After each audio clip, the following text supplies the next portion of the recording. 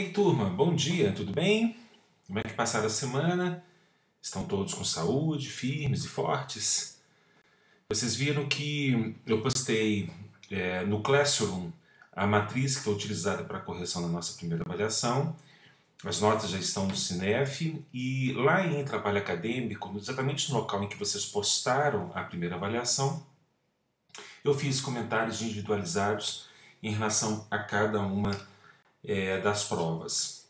Então dei uma olhadinha lá, dei uma olhadinha nos critérios de avaliação que eu coloquei no Classroom e amanhã, no horário da aula, na verdade nós podemos começar por volta das 10 horas, eu estaria à disposição de vocês numa aula síncrona para que a gente possa tirar dúvidas não só em relação à prova, mas também em relação ao nosso conteúdo lecionado, conteúdo este que será cobrado, obviamente, na prova que se avizinha, na nossa segunda avaliação.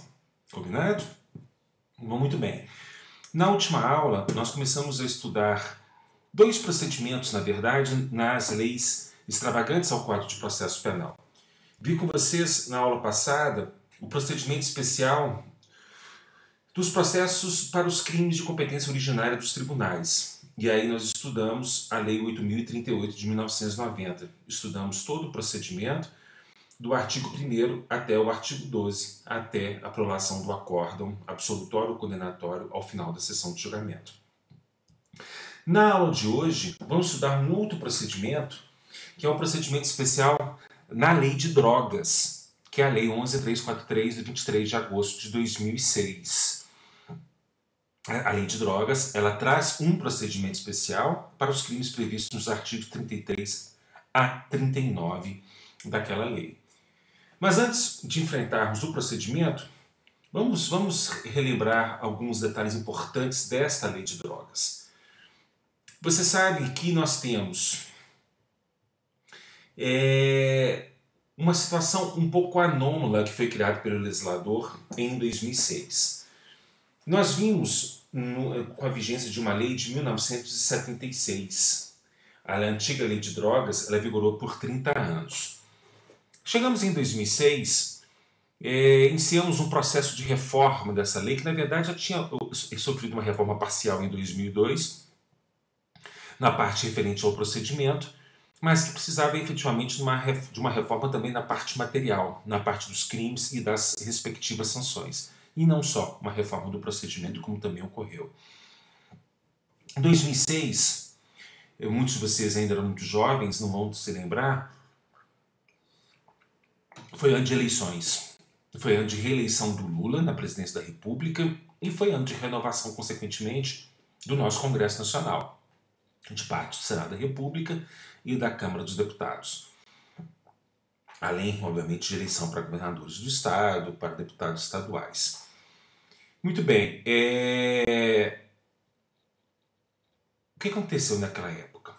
Havia um movimento muito forte para a descriminalização do crime de posse para o uso de droga, como existe até hoje de uma parte da sociedade brasileira. O Congresso Nacional caminhava para a descriminalização, sem fazer qualquer tipo de consulta pública e muito menos sem fazer qualquer tipo de estudo que efetivamente embasasse, seja um estudo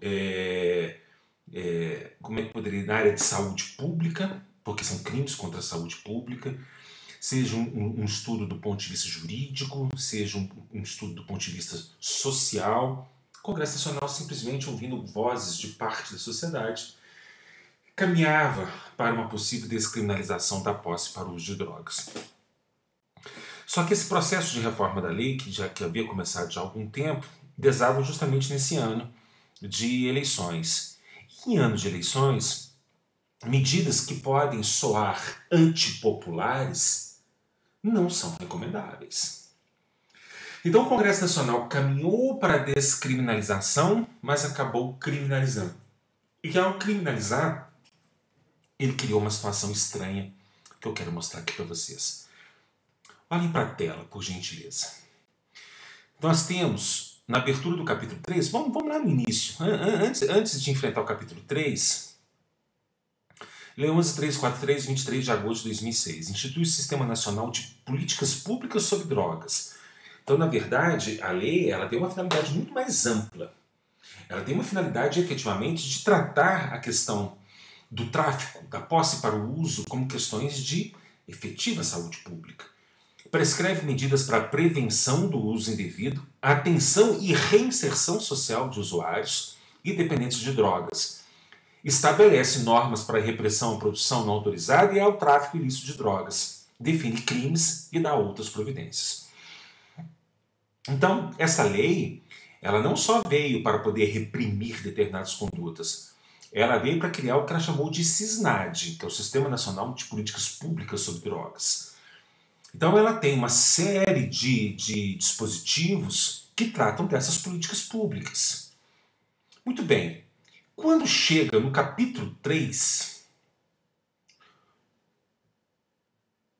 do título 3º, olha só, vamos lá.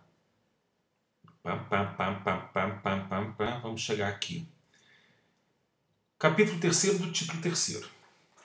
Dos crimes e das penas. Assim que começamos o capítulo 3º. As penas previstas neste capítulo poderão ser aplicadas isolado, cumulativamente, bem como substituídas a qualquer tempo, ouvidos do Ministério Público e do defensor. Beleza. Aí vem o artigo 28. O artigo 28 estabelece a conduta daquele que possui para o consumo próprio. Qualquer droga não permitida por lei. Vou voltar nele. Mas olhem, o título 4º, eu estou dando o capítulo 3. O capítulo 3 está ainda dentro daquelas políticas públicas de combate ao uso de drogas. Aí vem o capítulo 4 da repressão não autorizada e ao tráfico de drogas. Esse capítulo 4 traz no capítulo 2 dos crimes. Então já começa a ficar confuso. Por que nós temos dos crimes lá atrás, temos dos crimes aqui na frente? Por que nós não temos um capítulo único, como costuma acontecer em legislação extravagante ao Código Penal, tratando das normas incriminadoras referentes àquele tema daquela lei específica? Isso aqui já gerou uma polêmica muito grande quando a lei entrou em vigor. Mais do que isso, o que prevê o artigo 28? Primeiro, uma técnica legislativa terrível. Quem adquirir, guardar, tiver em depósito, transportar ou trouxer consigo, para consumo pessoal, drogas sem autorização ou em desacordo com determinação legal ou regulamentar, será submetida às seguintes penas. Olha que norma incriminadora é essa. Nesse artigo 28, nós rompemos com anos e mais anos de técnica legislativa na construção de tipos penais. O que foi resgatado de cara no artigo 33. Quando chega no artigo 33, o tipo penal está bacaninha. Isso gerou mais polêmica. A norma do artigo 28, ela tem um elemento subjetivo especial do tipo, que é o para consumo pessoal. Então não é qualquer aquisição, não é qualquer guarda, não é qualquer depósito, não é qualquer transporte que configura o crime do artigo 28. Eu preciso ter um fim especial de agir, que é o ter essa droga para consumo pessoal. Drogas sem autorização ou desacordo com determinação legal regulamentar.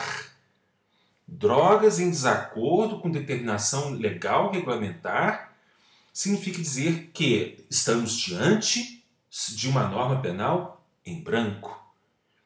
A norma penal em branco é aquela norma cujo preceito ou preceito primário ele se mostra incompleto. E ele deve ser complementado por uma outra norma jurídica, seja do mesmo plano hierárquico, e quando isso acontecer nós teremos uma norma penal em branco homogênea, seja de nível hierárquico inferior à norma incriminadora. E aí nós teremos uma norma penal em branco heterogênea. Estamos diante de uma norma penal. Qual que é a norma jurídica que complementa essa norma incriminadora? Nós estamos tratando de crimes contra a saúde pública. Todos os crimes previstos na Lei 11.343 são crimes contra a saúde pública. Se são crimes contra a saúde pública, Nada melhor do que alguém que entenda de saúde pública para poder definir quais são as drogas permitidas e quais são as drogas proibidas. O que foi feito para complementar essa norma penal em branco? Não só essa, como todas as normas penais da Lei 11.343. O legislador pensou corretamente o seguinte: se eu estabeleço na norma incriminadora ou numa norma jurídica de mesmo plano hierárquico da norma incriminadora, uma lei federal ordinária, aquilo que é permitido, aquilo que é proibido consumir no campo das drogas, com esse avanço tecnológico na produção de drogas, das drogas sintéticas, e com essa criação de novas drogas a cada dia, o legislador sempre estaria muito atrasado. E quando ele conseguisse finalmente atuar para mudar a norma penal, outras drogas já estariam no mercado. Então, o que a lei precisava ter? Muitos questionam se a norma penal em branco é constitucional ou não, mas neste caso específico não havia outra saída. O que essa norma do artigo 28, do artigo 33 e seguintes precisava ter? Dinamismo. Precisava ser uma norma volátil, uma norma que pudesse ser alterada num piscar de olhos. Porque se hoje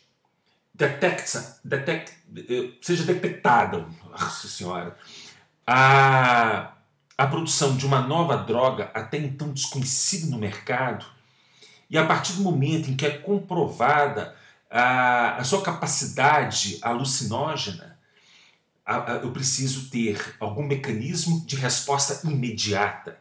Eu preciso ter a capacidade de alterar a norma penal num piscar de olhos para poder combater o tráfico e, consequentemente, a posse para o uso daquele tipo de droga. Por isso, a norma penal em branco, neste caso, ela é heterogênea e é complementada por qual instrumento normativo? Vejam aí na tela. Por uma simples portaria. Portaria do Ministério da Saúde. Essa portaria, que até hoje está em vigor, com as várias alterações que ela sofreu com o passar dos anos, ela foi emitida pela Secretaria de Vigilância em Saúde. Essa Secretaria de Vigilância em Saúde hoje é a Agência Nacional de Vigilância Sanitária, é a Anvisa. Então hoje é a Anvisa quem tem poderes para poder alterar a portaria 344 de 98 e estabelecer quais são as drogas proibidas e quais são as drogas permitidas para o consumo no mercado. Então todas as vezes que vocês se depararem com a aplicação da norma do artigo 28 da lei, você tem que ir à portaria da Anvisa para ver se aquela droga ela é permitida ou proibida. Algumas são de conhecimento de todos. Não é? Cocaína, heroína, maconha, LSD, que mais? Crack. Tem princípios ativos que estão proibidos pela portaria 344 de 98. Mas com essa chuva, essa enxurrada de drogas sintéticas que nós temos aí no mercado, sempre é bom para nós, operadores do direito que atuamos nessa área específica, termos em mãos a portaria 344 da Anvisa.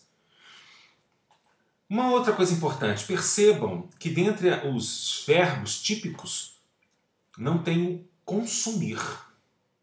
Eu tenho condutas que são anteriores ao consumo da droga. Eu pratico uma daquelas 5 condutas para o fim de consumir. O consumo por si só não está previsto como crime na lei penal.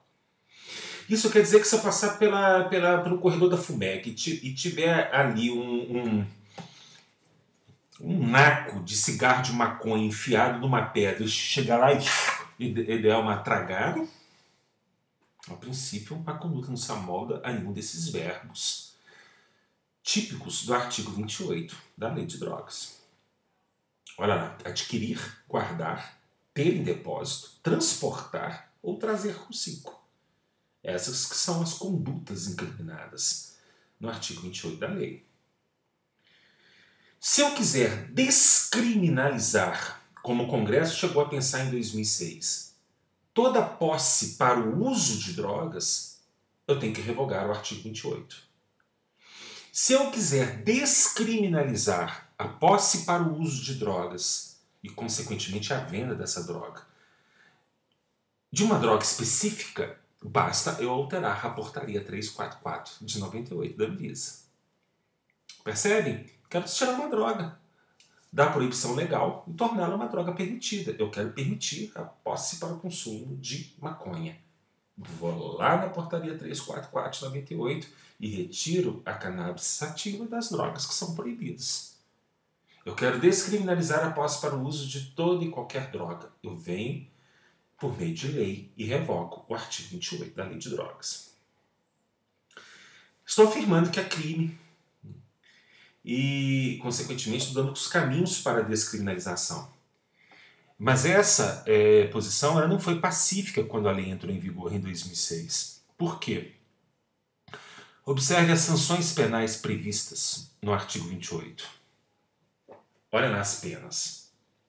Advertência sobre os efeitos das drogas. Vocês conseguem imaginar um juiz da execução penal executando essa pena? O cara foi condenado pela posse de uso de maconha. Aí o juiz da execução penal intima o condenado por sentença transitada em julgado para poder executar essa pena. Aí chega o condenado, senta de frente para o juiz da execução. O juiz da execução vai fazer um discurso sobre os malefícios do uso da maconha. E o condenado está assim, pode crer, juizão. Prestação de serviço à comunidade, que na legislação penal é pena substitutiva da pena privativa de liberdade. A única exceção que nós temos é esta, no artigo 28.2 da Lei de Drogas.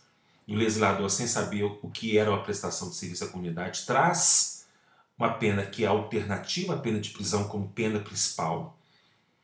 Medida educativa de comparecimento a programa ou curso educativo. Ainda bem que o curso é educativo, já que é medida educativa. Ou melhor, ainda bem que é medida educativa, já que o curso é educativo. Então, medida educativa de comparecimento a programa ou curso educativo. Antes que vocês fiquem animadinhos, as mesmas medidas submete-se quem, para seu consumo pessoal, semeia, cultiva ou colhe plantas destinadas à preparação de pequena quantidade de substância ou produto capaz de causar dependência física ou psíquica. Se você estiver aí com uma ideia de, sei lá, montar uma startup para poder produzir algum tipo de droga, de forma que não se moldasse exatamente aquelas condutas do artigo 28, apesar do que eu ter em depósito, ele acaba abrangendo quase tudo. Tira o cavalinho da chuva, porque o artigo 1º te pega, viu? Nessa. Em caso de reincidência, olha o parágrafo 4º. As penas previstas nos incisos 2 e 3 deste caput... Primeiro, as penas previstas nos incisos 2 e 3 serão aplicadas pelo prazo máximo de 5 meses. Prestação de serviço à comunidade e a medida educativa de comparecimento a programa ou curso educativo. E no caso de reincidência, 10 meses. Parágrafo 6º. Para garantia do cumprimento das medidas educativas a que se refere o caput, olha que interessante, medidas educativas. Nos incisos 1, 2, 3, a quem injustificadamente se recuse o agente, poderá o juiz submeter sucessivamente à admoestação verbal. Então o cara não está cumprindo a prestação de serviços, não está cumprindo a medida educativa de frequência ao curso educativo. O que o juiz faz? Chama e puxa a orelha. Ou aplicação de multa, aqui surge uma pena com a qual nós já estávamos mais ou menos acostumados. Uma pena de multa. É claro que a pena de multa ela tem que ser pedagógica. Não adianta aplicar uma pena muito alta para quem não tem condições de pagar, nem uma pena muito baixa para quem nada em rios de dinheiro. Esta redação, essa construção do artigo 28, com essas normas que o compõem, acabaram gerando forte dúvida na comunidade jurídica sobre a natureza jurídica das condutas previstas no artigo 28. E houve muita gente boa que, à época, entendendo que essas medidas previstas nos incisos 1, 2, 3, apesar do caput assim tratá-las, e apesar de eu estar dentro do capítulo dos crimes e das penas, não seriam penas. E por não serem penas, as condutas, consequentemente, não seriam criminosas. Não há crime sem pena. E a pena é a consequência jurídica para aquele que pratica o crime. Se eu tenho uma conduta e não tenho uma sanção penal, consequentemente o fato não é criminoso. Alguns encabeçaram essa tese e lutaram por ela. O Supremo Tribunal Federal rapidamente foi chamado a decidir essa questão num habeas corpus de alguém que pretendia trancar a ação penal por denúncia por posse para o uso de drogas. E aí, rapidamente, ainda no ano de 2007, o Supremo Tribunal Federal decidiu que os fatos previstos no artigo 28 configuram efetivamente crime. Tanto é crime que nós vamos ver o artigo 48 agora na sequência, que estabelece um juízo competente para processo de julgamento e um procedimento para processo de julgamento. E essas penas previstas nos incisos 1, 2, 3 e no parágrafo 6º, tem a pena de multa também no parágrafo 6º, foram tratadas pelo Supremo Tribunal Federal como sanções penais sui generis, sanções penais diferentes. A Constituição da República, no artigo 5º, incisos 46 e 47, ela proíbe algumas penas no Brasil e sugere outras espécies de pena. Mas ela não delimita as espécies penais, permitindo ao legislador infraconstitucional, fora daquilo que é proibido pela Constituição, inovar, sempre que ele entender que é necessário inovar para criar alguma medida que seja educativa, que seja ressocializadora. Então o nosso legislador, tomado por extrema inspiração, talvez até pelo consumo de alguma dessas drogas proibidas por lei, ele resolveu inovar e criou essas sanções penais sui generis. Então, as condutas previstas no artigo 28 são tratadas pelo judiciário como criminosas. As sanções penais são diferentes, mas são sanções penais, e isso quer dizer que uma condenação transitando em julgado vai gerar todos os efeitos de uma sentença penal condenatória, inclusive com a obrigação de cumprir as penas que são impostas nesse dispositivo, que podem desaguar, na pior das hipóteses, numa pena de multa. Se você comete um crime do artigo 28 da lei, o artigo 48 estabelece que, vejam o parágrafo 1º, o agente de qualquer das condutas previstas no artigo 28 desta lei, salvo se houver concurso claro com crimes cujas penas somadas ultrapassem o limite de 2 anos, será processado, olhem aqui mais para o final do dispositivo, será processado e julgado na forma dos artigos 60 e seguintes da Lei 9.099, de 26 de setembro de 95, que dispõe sobre os juizados especiais criminais. Então vejam aqui na nossa tela, o crime de posse para o uso de drogas, do artigo 28, tem o juizado especial criminal como competente para o processo e julgamento. E se o juizado especial é competente para o processo de julgamento, significa dizer que o único procedimento possível, o único procedimento cabível é o procedimento sumaríssimo, estabelecido na Lei 9.099, de 1995. Isso é o que está expressamente disposto no artigo 48, parágrafo 1º. Então, posse para o uso de drogas, competência do juizado especial criminal, e no juizado especial criminal, procedimento sumaríssimo. Isso significa dizer que, tratando-se de crime contra a saúde pública, não há possibilidade de reconciliação nem de composição civil de danos, porque é a coletividade que é vítima deste crime.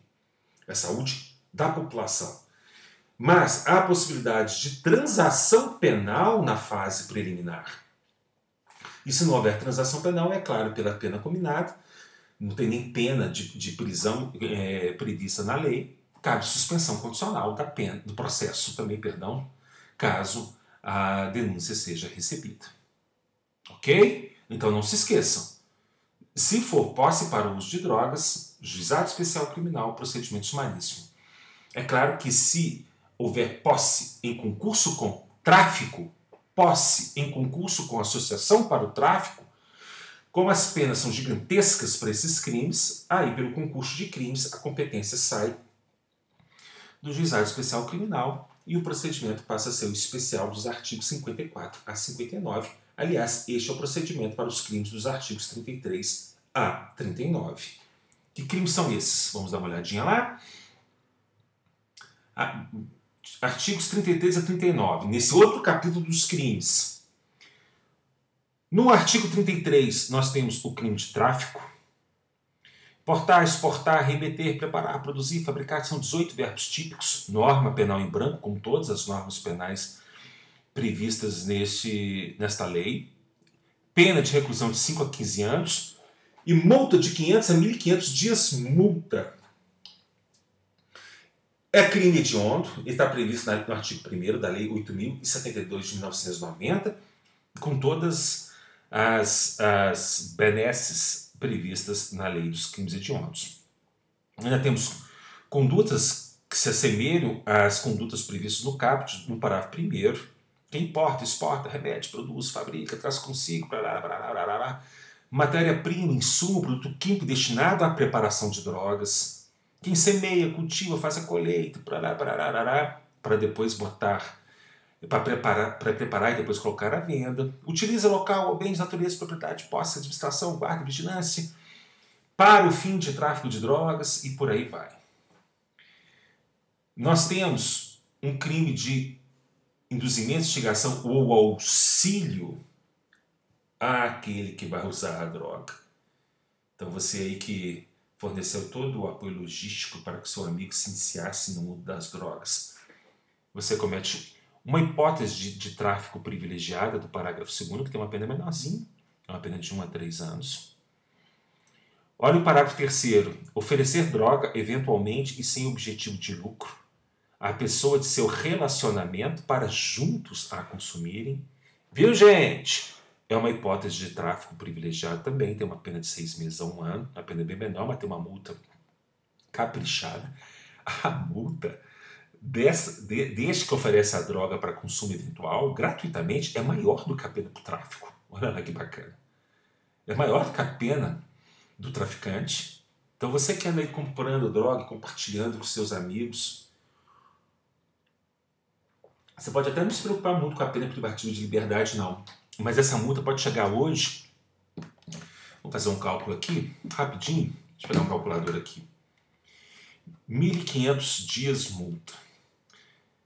O dia multa é calculado de 1/30 a 5 vezes o salário mínimo vigente ao tempo da conduta. Está lá no artigo 49 do Código Penal. O salário mínimo está em R$ 1.045. Vezes 5 vezes, que é o maior. E se o juiz entender ainda que você tem muita grana e que aplicando a pena no máximo ela não é suficiente, ele ainda pode multiplicar por 3. Essa multa chega hoje a R$ 23.512.500. 23 milhões de reais. Então você que está aí de boa, tranquilo, feliz, sorridente, comprando sua droguinha e compartilhando com os amigos, saiba que apesar da pena privativa de liberdades não ser tão significativa, a pena de multa vai doer com força no nosso bolso. E no parágrafo 4º, nós temos uma causa de diminuição de pena nos delitos definidos no caput e no parágrafo 1º. As penas poderão ser reduzidas de 1/6 a 2/3, é uma redução significativa, desde que o agente seja primário, de bons antecedentes. Eu acho bacana essa expressão bom antecedente. Já falei isso para vocês, quem foi meu aluno em Penal 1. Se a lei penal fala em antecedente, o antecedente é criminal. Existe antecedente criminal bom? Não, todo antecedente criminal é péssimo. Então, ou o cidadão tem antecedentes ou não tem antecedentes criminais. Não se dedica às atividades criminosas nem integra a organização criminosa. Essa causa de diminuição de pena pega o traficante de primeira viagem. É aquele que pela primeira vez caiu traficando drogas. ele é primário, não possui antecedentes, e desde que haja prova nos autos de que ele não faça parte de alguma organização criminosa para o tráfico. Se isso ocorrer, é aquele traficantezinho mesmo de primeira viagem, ele vai ter uma pena muito menor e a jurisprudência entende que o parágrafo 4º não é crime hediondo. Então não há hediondez do caput, apesar dele se referir ao caput. As figuras privilegiadas não são hediondas, nem do parágrafo 2º, nem do parágrafo 3º. E o parágrafo 4º, apesar de diminuir a pena do caput, entende a jurisprudência que, neste caso, não há também hediondez. Então a hediondez ficaria tão somente para a hipótese de aplicação do caput e do parágrafo 1º. No 34, nós temos aqueles que fabricam, adquirem, utilizam, transportam, oferecem, vendem, patati patatá, o maquinário necessário para manufaturar a droga, mesmo que ele não seja o fabricante, porque se ele for fabricante, acaba que essa norma ela é uma norma que vai acabar sendo absorvida pela norma do artigo 33, pelo princípio da consunção. No 35 nós temos associação para o tráfico, no 36 nós temos o financiamento para o tráfico, no 37 nós temos uma figura interessante daquele que fornece informações para aquela associação para o tráfico. Aqui nós temos uma conduta que pega os nossos médicos prescrever ou administrar culposamente drogas sem que delas necessite o paciente. Aqui nós temos no 39 a conduta daquele que conduz aeronave ou embarcação após consumir drogas. É interessante, né? Nós temos um Código de Trânsito brasileiro que acaba pegando aquele que dirige embriagado, seja pelo álcool, seja pela droga. Em embarcações e aeronaves nós temos aqui, está no artigo 39 da Lei 11.343, que inclusive traz uma pena maior. No artigo 40 nós temos causalmente pena e por aí vai. Esses crimes do 33 até aqui, vejam, o 39, eles são crimes que têm penas altas, percebam, à exceção do 38, se houver uma denúncia tão somente por uma conduta praticada por um médico que se amolde ao artigo 38 isoladamente, a competência para o processo de julgamento aqui é da lei, é do Juizado Especial Criminal, o procedimento vai ser sumaríssimo. Aqui, vejam, no parágrafo 2º, a pena é de até 3 anos. No parágrafo 3º, haveria competência do Juizado Especial Criminal se não houver também o consumo. O problema é que, para juntos consumirem, haverá sempre concurso de crimes. Não há pena combinada lá, mas o entendimento aqui no caso é que esse concurso de crimes deixa a competência também no juízo ordinário, no juízo da vara criminal.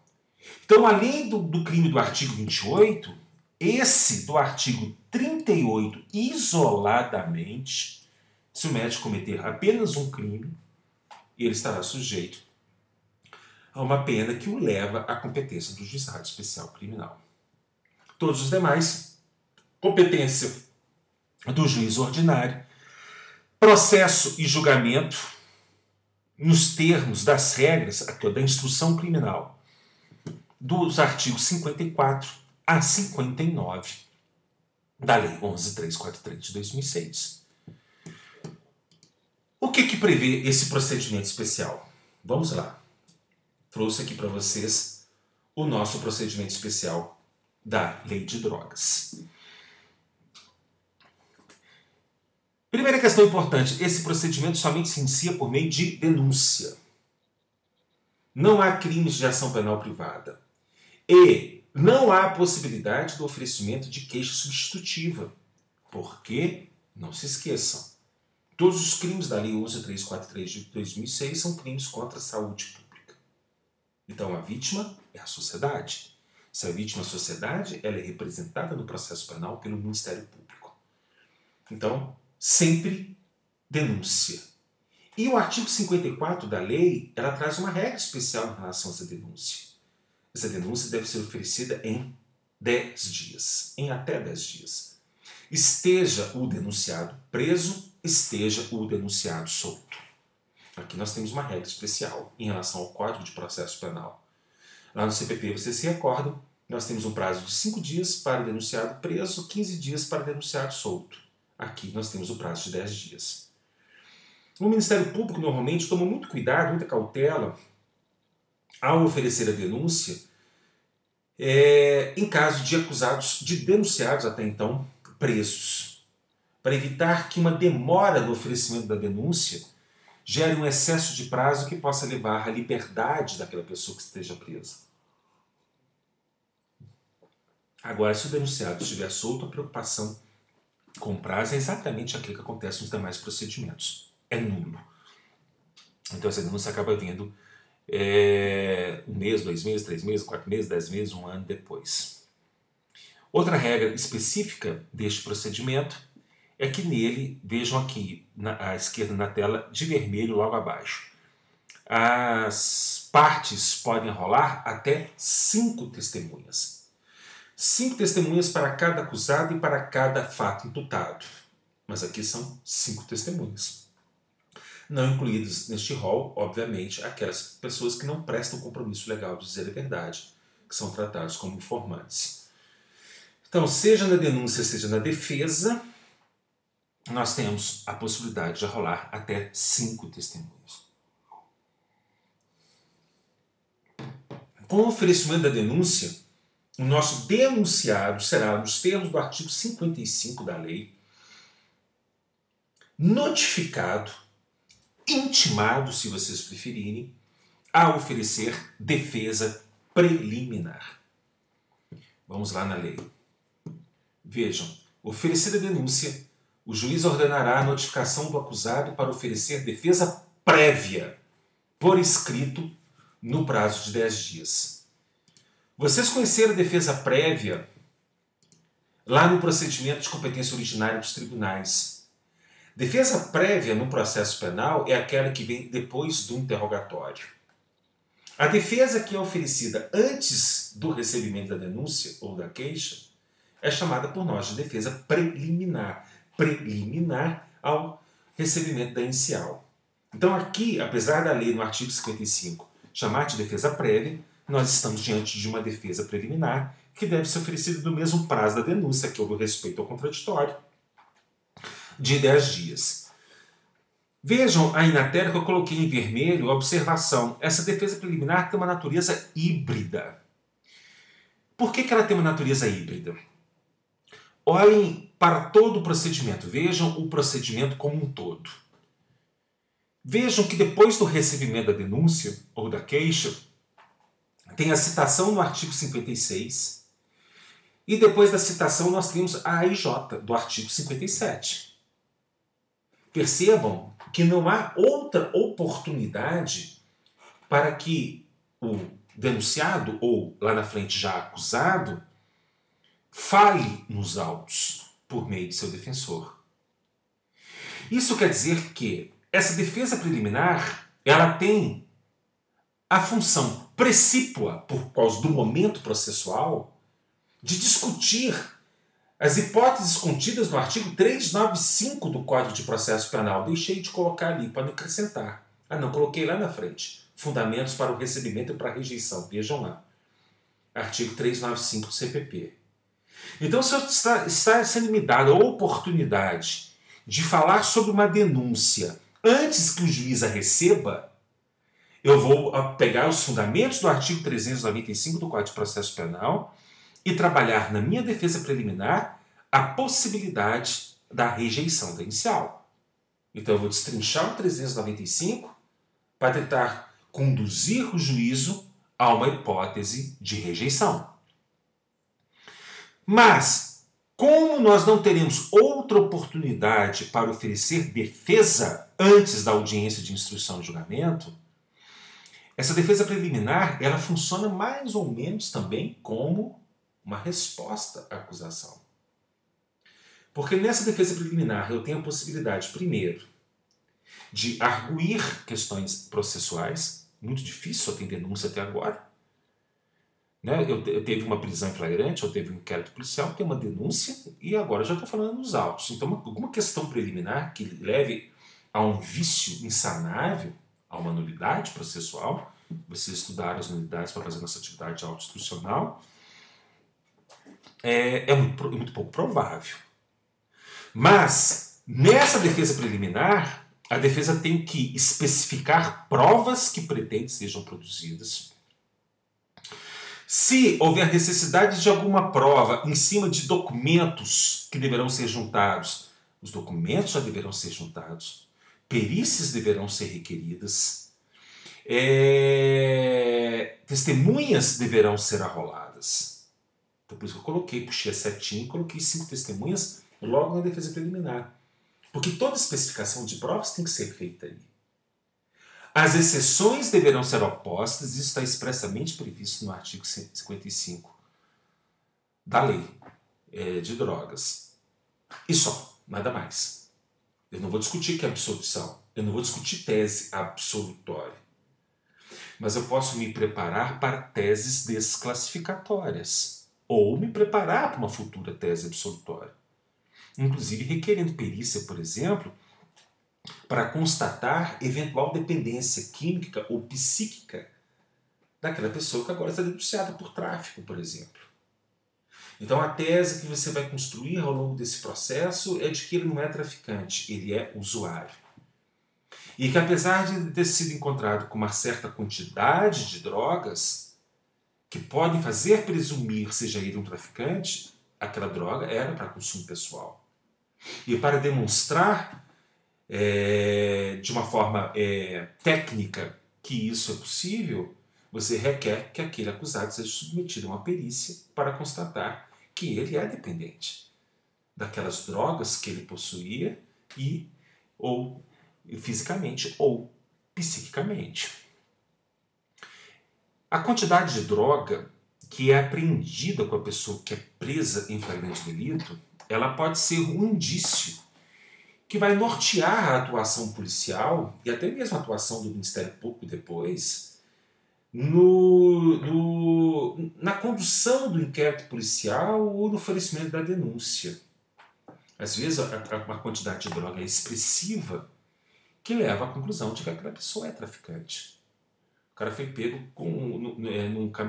transportando num caminhão 400 quilos de droga, ou num helicóptero 500 quilos de uma cocaína, por exemplo. Ninguém carrega 500 quilos de cocaína para consumo pessoal. Mas nem sempre a quantidade é o fator determinante.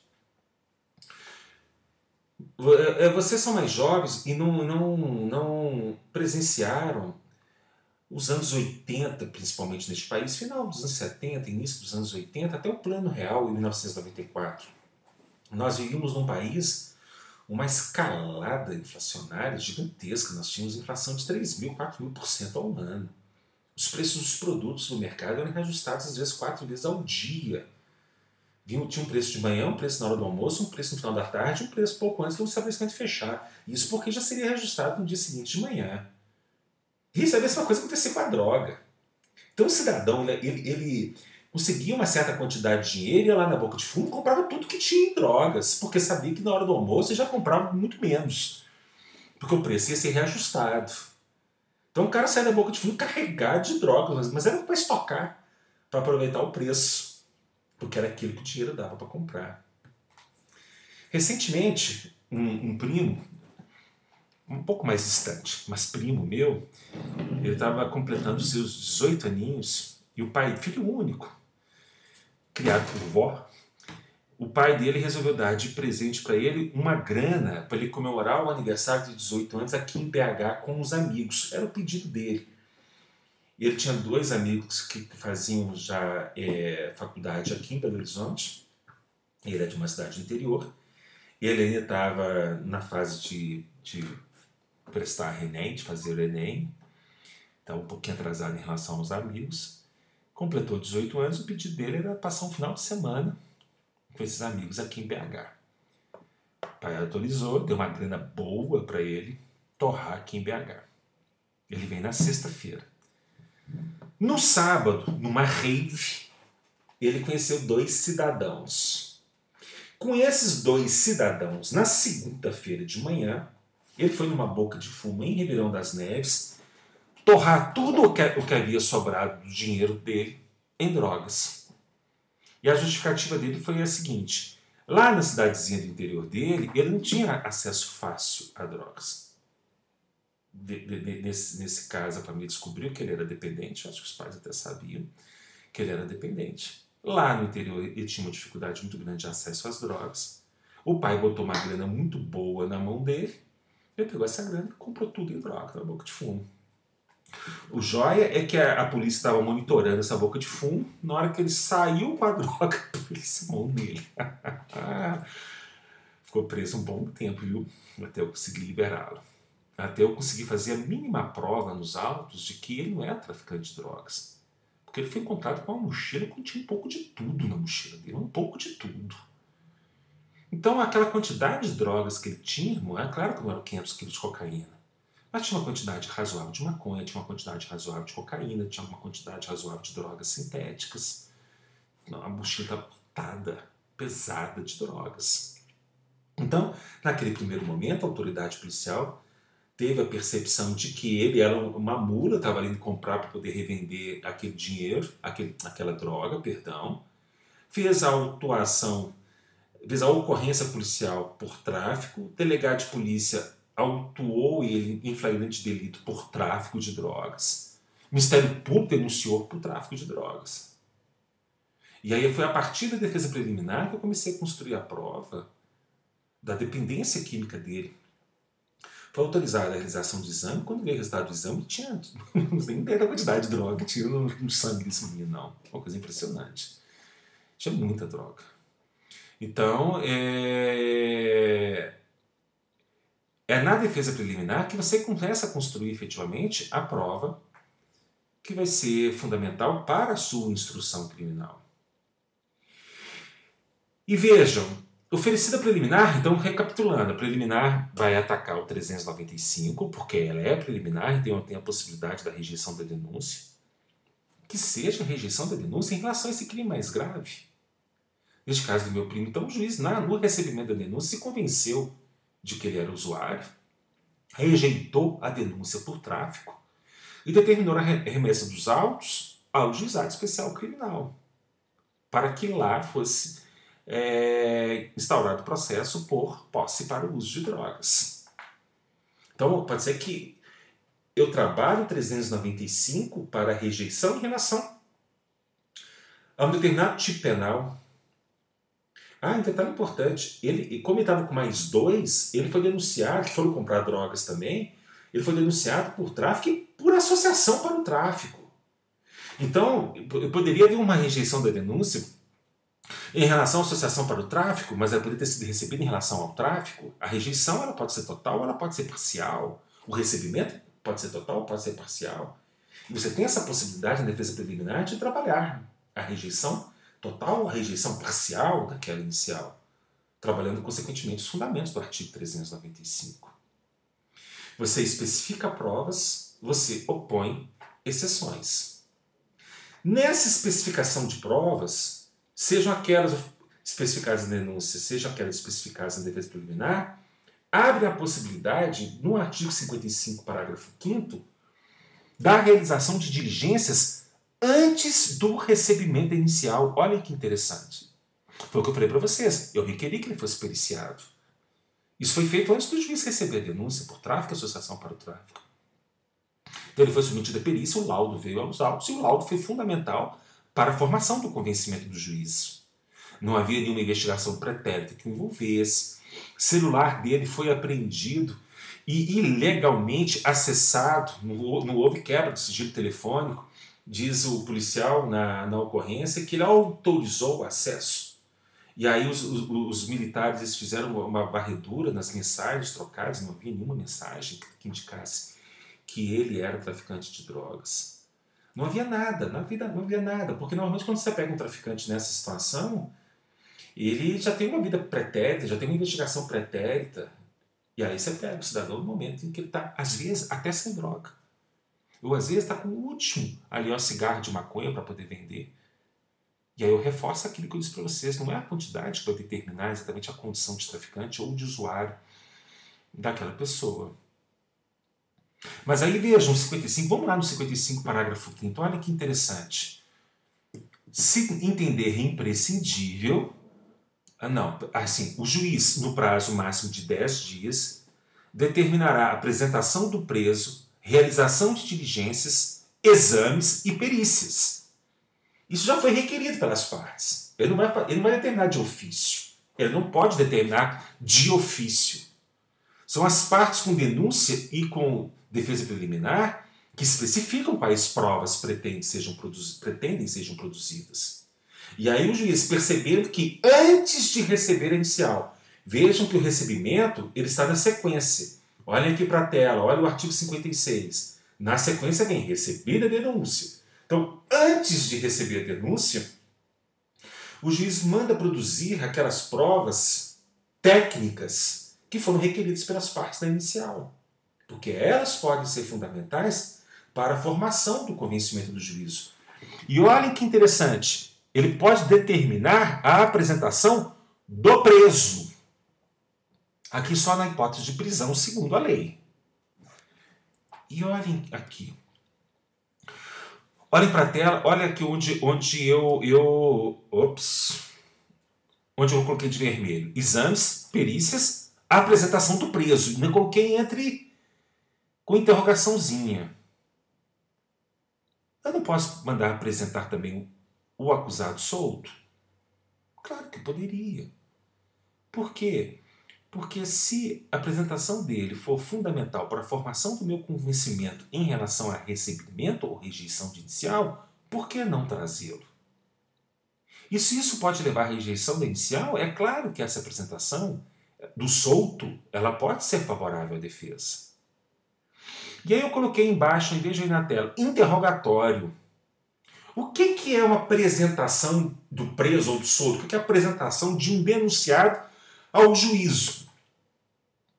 Não é para o juiz olhar para a cara dele, é para o juiz inquiri-lo.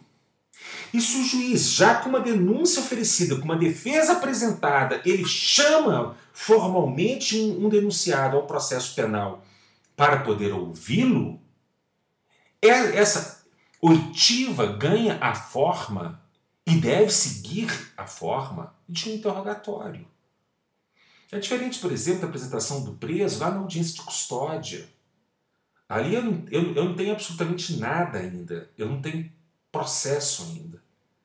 Eu tenho só um inicinho ali de um inquérito policial por APF, pelo auto de prisão em flagrante. Aqui eu tenho denúncia, aqui eu tenho preliminar, já formei contraditório nessa estrutura de processo. E aí nessa estrutura do processo eu chamo um denunciado para ouvi-lo e formalmente registro aquele evento, eu tenho que registrá-lo em ata, e esse chamamento nada mais é do que um interrogatório. Poxa, mas olha ali para frente, tem uma audiência de instrução e julgamento, não tem interrogatório dela? Não tem. Então isso quer dizer que eu posso ter 2 interrogatórios no processo da lei de drogas? Sim, eu posso ter 2 interrogatórios. Um interrogatório antes do juiz receber a inicial, um interrogatório ao final da audiência de instrução e julgamento do artigo 57. Inclusive, a questãozinha que costuma cair em exame de ordem, costuma cair em concurso público, essa possibilidade jurídica da realização de 2 interrogatórios no procedimento especial da lei de drogas. Ok? Muito bem. Com perícias, com exames, com apresentação de preso ou não, aí os autos vão concluídos ao juízo para o recebimento ou rejeição da inicial, que deve ocorrer no prazo de 5 dias, segundo o artigo 55, parágrafo 4º da lei. Esse recebimento está no artigo 56. Eu acabei de mostrar para vocês, mas o prazo está no 55, parágrafo 4º da lei de drogas. E lembrando que, como essa defesa preliminar ela é a defesa que é apresentada ao longo de todo o procedimento, ela é peça obrigatória. E como peça obrigatória, se o defensor constituído pelo denunciado não apresentar a defesa no prazo legal, o juiz nomeará defensor para fazê-lo. E isso está expressamente contido. Vamos ver aqui. Perdi. Aqui, ó. Parágrafo 3º do artigo 55. Se a resposta não for apresentada no prazo, o juiz nomeará defensor para oferecê-la em 10 dias, concedendo-lhe vista dos autos no ato da nomeação. Essa regra deixa clara a imprescindibilidade da defesa preliminar, como efetivamente momento de especificação de provas. É ali que eu começo a construir a defesa técnica que será realizada ao longo de todo o processo. Então, essa defesa ela é obrigatória. Ok? Muito bem. Recebida a inicial, nos termos do artigo 56, nos termos do próprio artigo 56, citação. Citação que vai seguir o regramento do Código de Processo Penal. Vocês já conhecem a citação pessoal por hora certa, citação por meio de publicação de editais, com as mesmas consequências jurídicas do Código de Processo Penal. Citação e intimação para audiência de instrução e julgamento.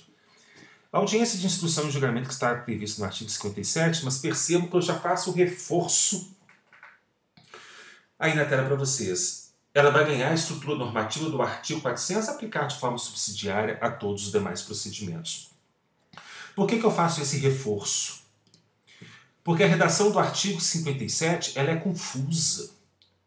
Olha o 57, está marcado aqui na tela. Na audiência de instrução e julgamento, após o interrogatório do acusado e a inquirição das testemunhas, será dada a palavra sucessivamente ao MP, depois ao acusado, para a citação oral. Nos dá a sensação de que, primeiro, eu começo a audiência com interrogatório, depois eu passo a inquirição de testemunhas. E segundo, não é possível realizar racareações, não é possível realizar reconhecimento de pessoas ou coisas, não é possível inquirir peritos, e não é possível, se for o caso, interromper essa audiência para a realização de novas diligências. Mas isso tudo é possível. Então, o que falta no artigo 57, eu vou complementar com o artigo 400. Inclusive para não deixar dúvidas em relação ao momento em que o acusado deverá ser novamente interrogado nesse processo. Ele é interrogado ao encerramento da instrução. Aquele primeiro interrogatório lá atrás foi para levar o juiz ao convencimento do recebimento da rejeição da inicial. Então, é claro que a defesa vai preparar um interrogatório que seja específico para aquela finalidade. E agora vai ser um interrogatório que vai abraçar toda a instrução criminal que foi realizada. Então, na verdade, no artigo 57, eu realizo a audiência de instrução e julgamento nos moldes da audiência do artigo 400. Porque, por força do 394, parágrafo 5º do CPP, o artigo 400 vai ser aplicado de forma subsidiária em todas as audiências de instrução e julgamento previstas em todos os procedimentos na legislação processual penal. Eu venho complementando com as normas do artigo 400. Então, primeiro, inquirição de testemunhas, depois eu realizo acariações entre elas, se houver requerimento das partes. Eu posso ouvir peritos, eu posso realizar reconhecimento de pessoas ou coisas, eu posso interromper a audiência para realizar diligências cuja necessidade surgiu no curso da audiência de instrução e julgamento.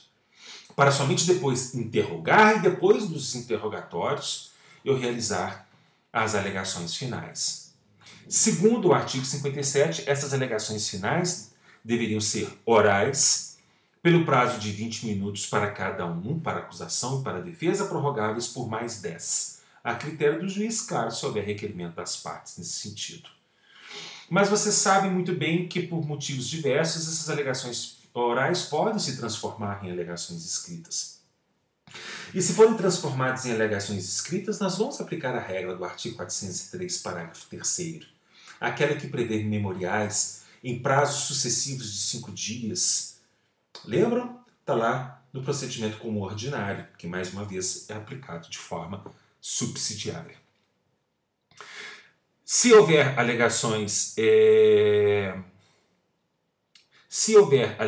finais orais, a sentença poderá ser proferida de imediato, isso está previsto no artigo 58, ou se ela não vier de imediato, ela pode ser lavrada em até 10 dias. Está aqui um procedimento que costuma ser aplicado integralmente. E eu digo por quê. Há muita preocupação com o tráfico de drogas neste país.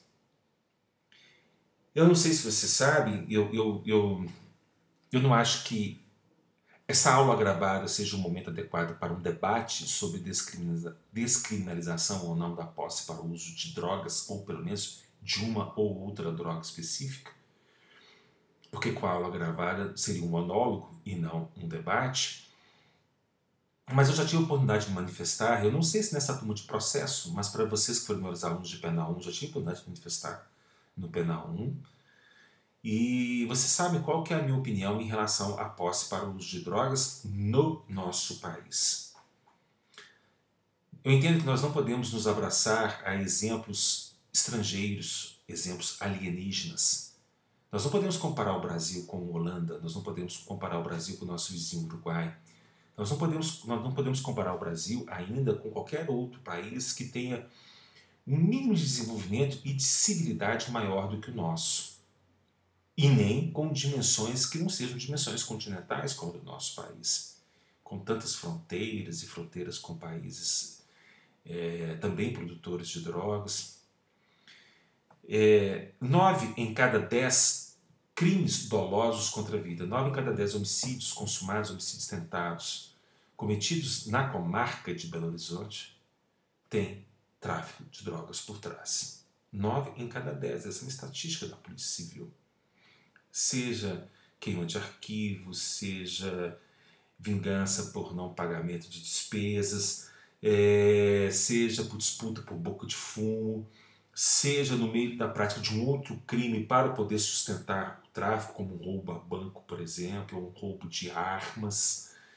Então, 9 em cada 10 homicídios consumados ou tentados que ocorrem na comarca de Belo Horizonte tem um tráfico de drogas por trás. Muitos sustentam que a legalização acabaria com o tráfico. Se eu tiver uma droga legal, se o crime de posse para o uso de drogas for descriminalizado, eu esvazio o tráfico de drogas. E aí, quando trazem esse tipo de argumento, eu costumo ponderar o seguinte: quanto que vai custar para o consumidor essa droga legal? Qualquer que seja ela. Que seja uma maconha tão somente, que seja uma cocaína, que seja uma heroína. Quanto que vai custar para o consumidor final essa droga? Porque você tem que parar para pensar que se a droga for legal, primeiro ela vai ter que passar por uma série de critérios estabelecidos pela Anvisa, critérios estabelecidos pelo Inmetro, para poder ser exposta para consumo. Isso já vai aumentar os seus custos. Ela vai ter que ter um grau de pureza determinado e aferido. Isso vai aumentar o seu custo. Ela vai ser exposta à venda num estabelecimento que tem uma série de insumos. Isso vai aumentar o seu custo. E ainda vai ter o lucro daquele que vai vender. Então, vai ser muito conveniente eu pedir uma maconha pelo Drogatel. 32705000, Araújo vem aqui em casa e entrega a droga. Mas quanto que vai custar essa droga para esse consumidor? E qual parcela, e não, esqueci talvez o detalhe mais importante na composição do preço dessa droga. Se ela for legal, ela vai receber pesadíssimos tributos. Se o tributo do cigarro hoje é estratosférico, imagina o tributo de uma maconha ou de uma outra droga qualquer. Isso significa dizer que se hoje a droga custa 1, ela não vai chegar por menos de 10 lá no consumidor que vai comprar ela na drogaria ou vai comprar ela num estabelecimento comercial com atribuições específicas para vendê-la, como acontece em alguns países aí do estrangeiro. Ela vai custar muito caro. Aí eu pergunto, qual parcela da população brasileira que vai ter acesso a esta droga? 1%? Dentre os mais ricos da nossa sociedade? Isso não vai reduzir o tráfico de drogas. Isso vai privilegiar uma parcela pequenininha da nossa sociedade, que mesmo assim, quando estiver sem grana, vai comprar na mão do traficante, porque lá vai estar mais barato. Ou tu compra a droga legal, eu acabo estabelecendo um vício, a necessidade do consumo dela. Num momento como esse de crise econômico-financeira mundial, eu fico sem grana, mas eu tenho a dependência daquela droga. Eu vou correr atrás do traficante, que vai me vender mais barato. Não tenho grana para comprar na drogaria, eu compro ela do traficante. Então, é muito interessante ouvir de uma oligarquia social esse discurso pela legalização. Porque sabemos que essa droga não vai atingir todo mundo. Aliás, vai atingir uma parcela muito pequena dos usuários da droga. Vocês podem me xingar. E nesse aspecto é bom porque eu não vou ouvir, só vou sentir a orelha queimando. Eu sempre tenho um discurso como é que eu poderia dizer? Por um direito penal mínimo. Vocês já perceberam isso? Eu sou radicalmente contra essa a atuação esmagadora do direito penal na nossa sociedade. Esse movimento da lei e da ordem que vivemos já há alguns anos. Talvez desde o início dos anos 90. Principalmente desde o governo Collor. Eu defendo o direito penal mínimo. E sempre afirmo para vocês, olha, o direito penal ele não tem finalidade de combater criminalidade. Ele não se presta para isso, ele não serve definitivamente para isso. Mas existem apenas duas situações, em que, por todos os estudos que eu já fiz e por todos os estudos que eu já li, eu acredito realmente que o direito penal ele poderia servir como instrumento de contenção de criminalidade. Primeiro é na lei de trânsito. Isso já foi devidamente comprovado. Quando há efetiva fiscalização de lei seca, há redução de crimes de trânsito provocados por embriaguez, provocados pelo uso de drogas, provocados por excesso de velocidade. Então eu acho que ali a lei penal ela tem realmente uma função pedagógica interessante e poderia ter uma função pedagógica aqui também. Não para combater o uso pela pena. Se uma pessoa tem uma dependência química ou psíquica, ela precisa de tratamento. Ela pode ser perfeitamente equiparada ao inimputável do artigo 26 da lei do Código Penal e vamos aplicar uma medida de segurança que seja obviamente compatível com o tipo de problema. Vamos internar para desintoxicar, vamos internar para poder tratar o problema específico. Então aquele que é doente vai ser tratado como doente. Mas aquele que usa para recreação tem que ser tratado de forma mais severa do que é tratado pela lei hoje. Porque a única forma de eu combater o tráfico é, de fato, tirando o seu financiamento. Eu tenho que acabar com a fonte de receita do tráfico. Aliás, é a forma de acabar com qualquer tipo de empreendimento. Se não há demanda, não há por que produzir determinado produto. É a lei da oferta e da procura. Se não tem demanda, não vai ter oferta do produto. Aquele que fabrica aquele produto vai quebrar. Ele não vai ter como produzir mais. Não é isso. Algumas empresas fotográficas, a Kodak, por exemplo, quebrou porque ela investiu maciçamente em fotografia por filme de rolo. De repente vieram as câmeras digitais, a Kodak não soube se reinventar e quebrou. Por quê? Porque o produto dela não era mais consumido. Então se eu tiro o mercado consumidor, eu quebro o empreendedor, é claro. Então eu tenho que eliminar o mercado consumidor da droga. Eu só vou conseguir eliminar o mercado consumidor neste caso com penas muito mais severas para posse e para o uso de drogas. Doente, tratamento, recreação, pena alta. Põe a pena igual do tráfico. Vamos ver se nós não vamos acabar com o tráfico de drogas neste país. Pode me xingar à vontade. Para finalizar, esse procedimento que é muito simples, vocês perceberam?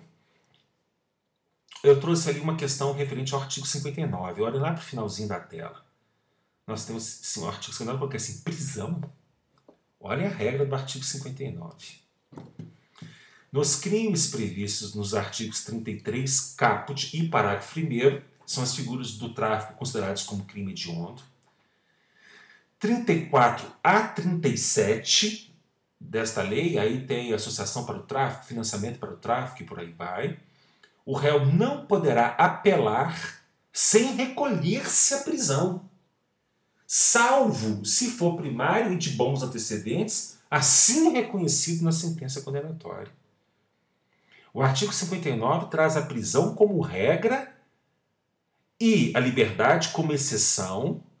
Prisão esta como condição de admissibilidade condição de processamento do recurso de apelação criminal interposto de uma sentença que, obviamente, foi desfavorável àquele condenado.